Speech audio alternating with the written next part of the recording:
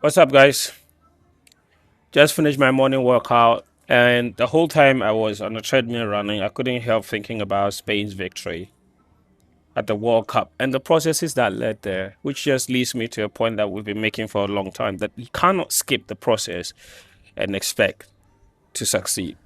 It simply doesn't happen in any sphere of life. Unfortunately, when it comes to Ghana football, that's what we try to do. We try to skip the trusted processes of how to succeed and then hope that we can stumble on a certain level of success. Now, I have said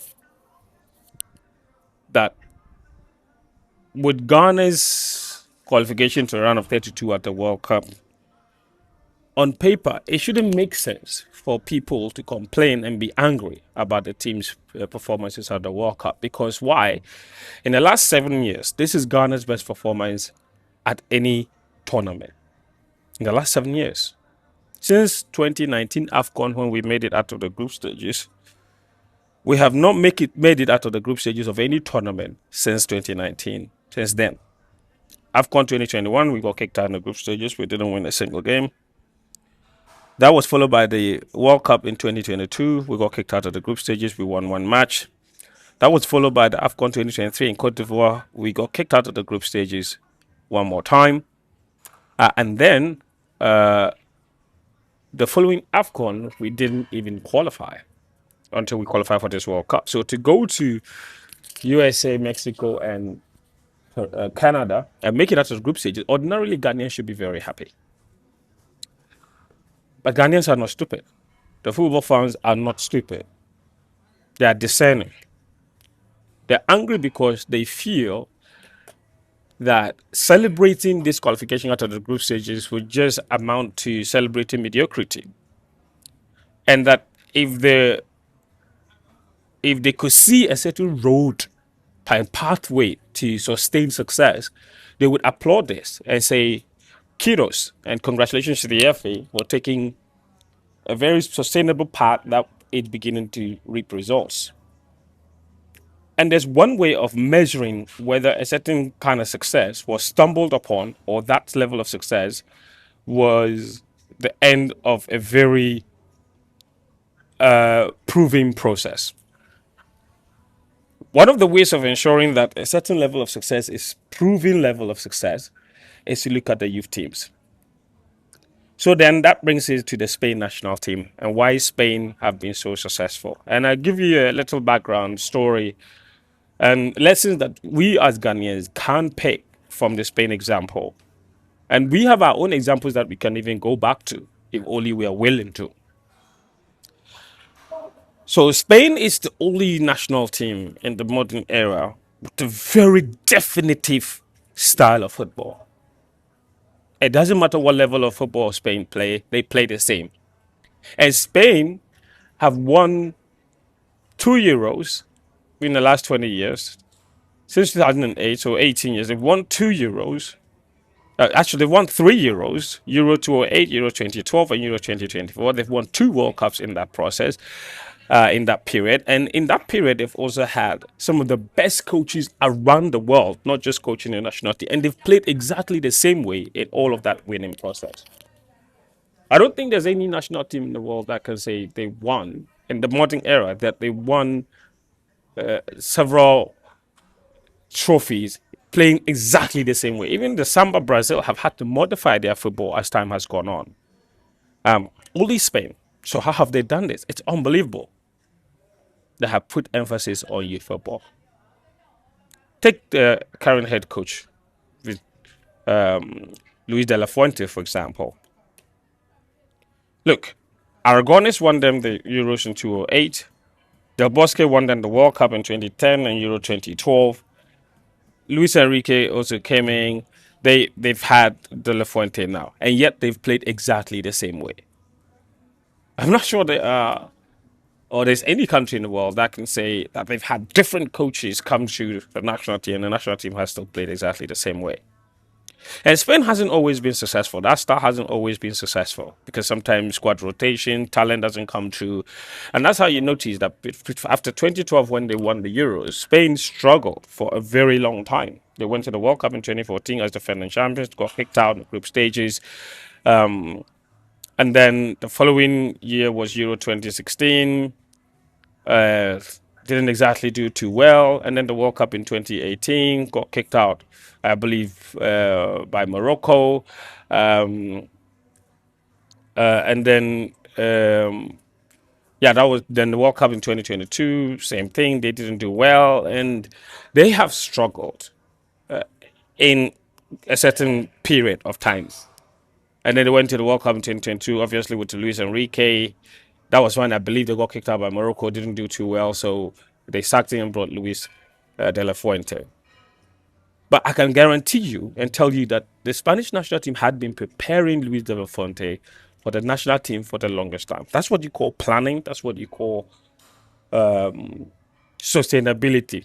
And people that are very focused in terms of like an established plan and an established pathway to success. De La Fuente joined the Spanish National Football Federation in 2013. He started by taking charge of their U19 team.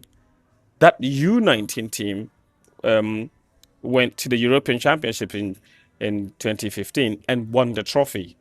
That squad had some very interesting players that you're seeing today, from the likes of Unai Simon and Oyarzabal and Fabian Ruiz. All of them were part of that U15, U19 team that won the Euros under 19 championships in 2015.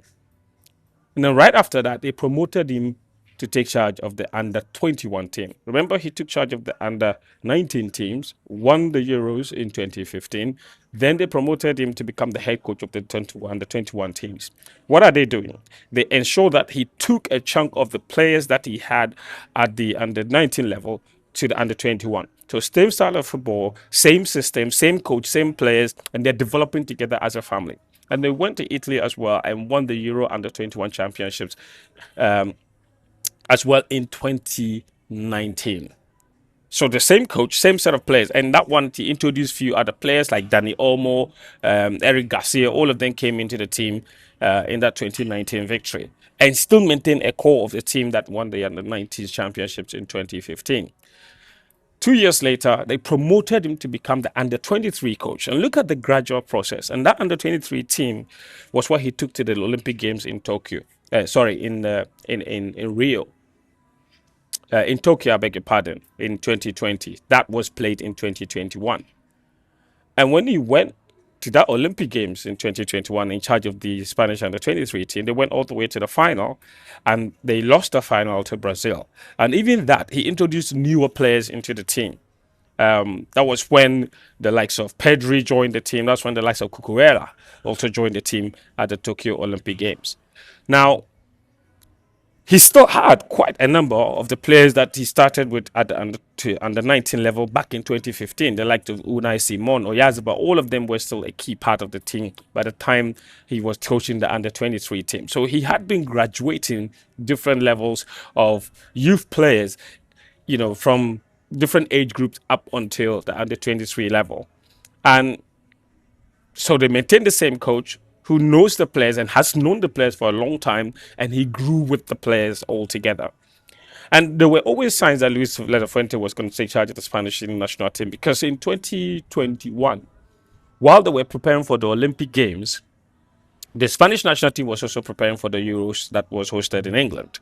I believe it was Sergio Busquets that contracted COVID. So the whole Spanish national team had to isolate.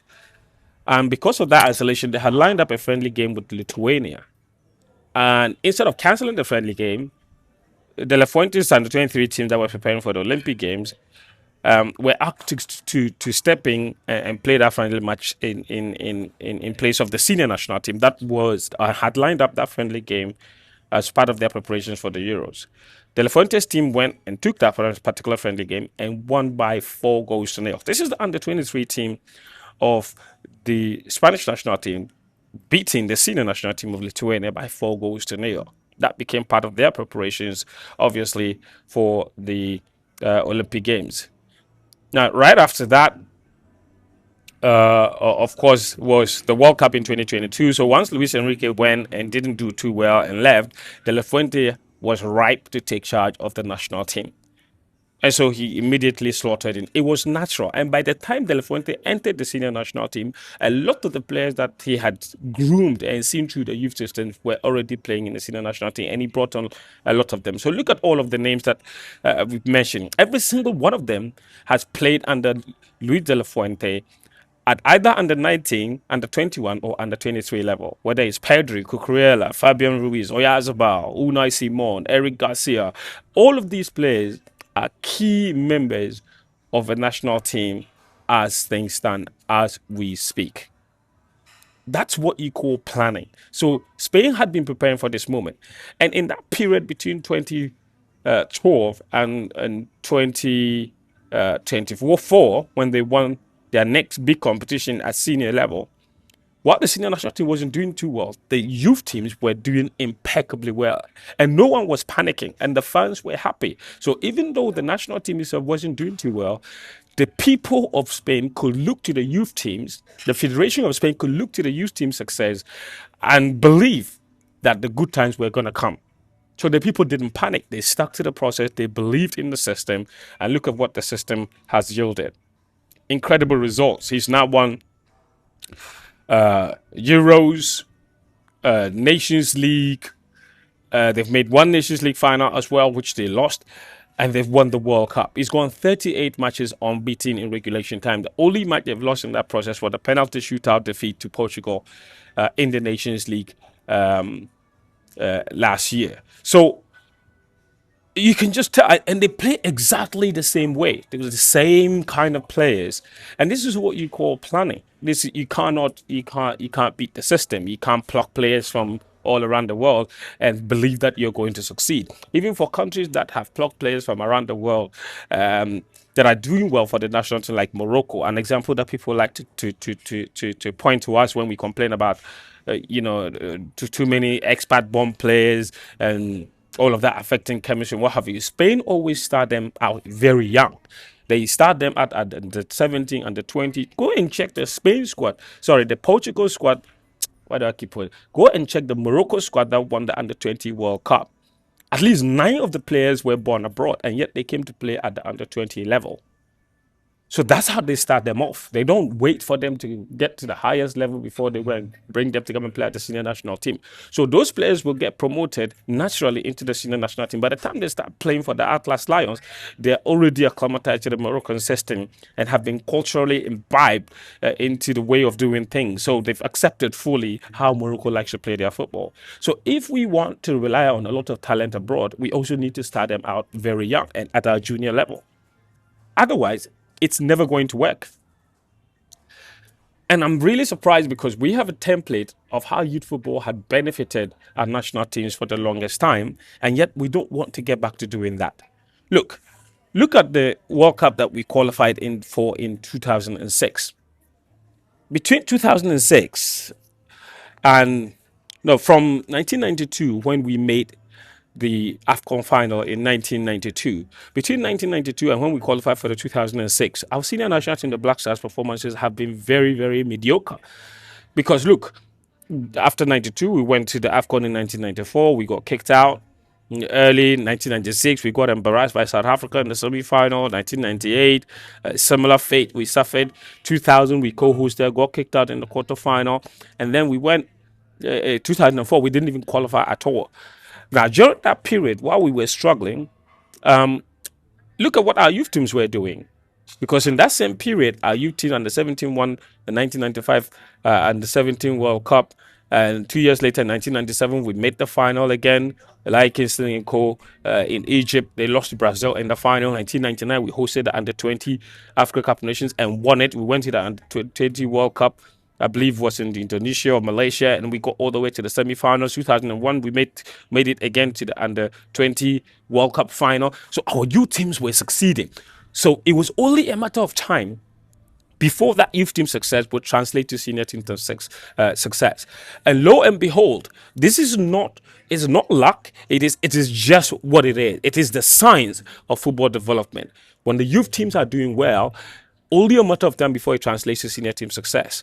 By 2006, what happened? Ben Kofi and Co. They phased out the older generation, brought on a lot of the youth team members. Most of them went to the AFCON in 2002 in Mali and reached the quarterfinals.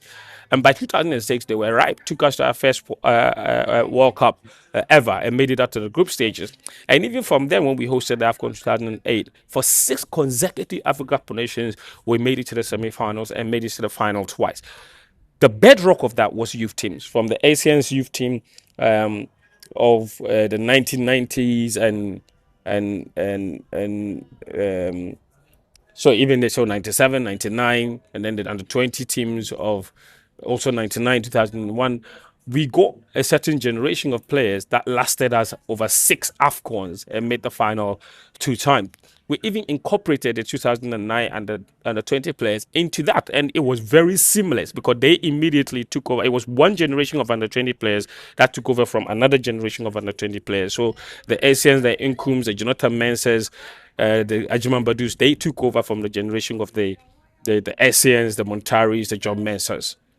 That's what it's been. But ever since we lost track of these youth teams and their development, what has been the nature of our national team football? So the reason people are angry about this is because when you look at our youth teams today, it doesn't give us any hope that in the next 5-6 years, we will have a lot of young players coming from under 17, under 20, becoming core members of our senior national team. There was a time when our youth teams were far more popular than our senior national team members. Those were golden times. Those were moments where you truly believed that good things were always going to come. Today, if I ask you to name 2, 3 members of our under 17 team that you believe are capable of reaching the very top, can you? Or under 20 team players? So how have we gotten to a period now in the era of social media, in the era of television, more screens every day, and yet the members of the public, even journalists, don't know who our next superstar under 70, under 20, under 23 player is? That's the problem. And the reason is simple. It doesn't appear to me that we always select the very best, because I can't believe that the country has run dry out of talent. It's not a case that we suddenly don't have talent. The talent is there. Why aren't we selecting the talent into the senior national team? The under 17s, and the under 20s. Why is it that we don't see our best young players at under 17, under 20s? If for anything at all, we always end up seeing our best young players at senior national team level. Because look at our current team. Kudus Mohammed was the only one that truly played under 17 football back in 2017. The rest of them, the first time you see them is when they call them to the Black Stars. So, and they were talented youngsters. How come we never got them at under 17 level, under 20 level? Neoma never played for any youth team until he made his Black Stars debut. Then we asked him to go and play under 23. Kamaldeen Sulemana never played for under 17 team. He made his Black Stars debut. Then we asked him to go and play under 23 and refused to go. Same as Konigsdorfer. Caleb Bianchi is only 19. The first time you saw him was when he was playing for the senior national team. He never played for under 17 or under 20. What are we doing? So at under 17, under 20 level, who are the players? What kind of talent are we putting in there? How come the most talented players that we always end up bringing to the Black Stars at the highest level were never good enough, or we never deemed them good enough to play at the 70 under 20 level? Is it a case that we don't select the best player? That's the allegation, that too many people at the FA have too much influence at youth level. They like to put in their own players from their own clubs instead of actually going around the country and giving every single talent an equal opportunity to be represented in the junior national team. So if you put in your own players because you want them to play for the national team and you sell and make a quick buck, we're never going anywhere. Because the fact that we have a lot of young players always ending up in Europe and we calling them to the national team, senior national team first before under 17 or under 20, it's enough evidence that we don't select the best players at youth level. Because if we do, some of these players should have been in under the 70s and under 20s. And it's also why our under 17 and the 20s are not succeeding, because we don't put the best players in those teams. So as a country and as football administrators, we need to take a massive interest in how our football develops. And if we don't go back to doing youth football right, And I mean it, doing football, youth football right, we are never going anywhere with our football. Spain has shown the example. You can't skip the process and expect to deliver results. Spain has shown the way that if you trust the process, the struggles will be temporary and the good times will always come. What is our process? As a football country, what is our process? What is it? You watching me right now, do you genuinely have hope that we can build on this run of 32, progress at this last World Cup? And how are we building on that? This is why people are angry. They look left, they look right, they can't see how we can sustain this success. How do we sustain it? Who are the young players coming through the system? It's difficult times. The people running the football, they know what the right thing to do is. I hope that they start to do the right things. Otherwise, well,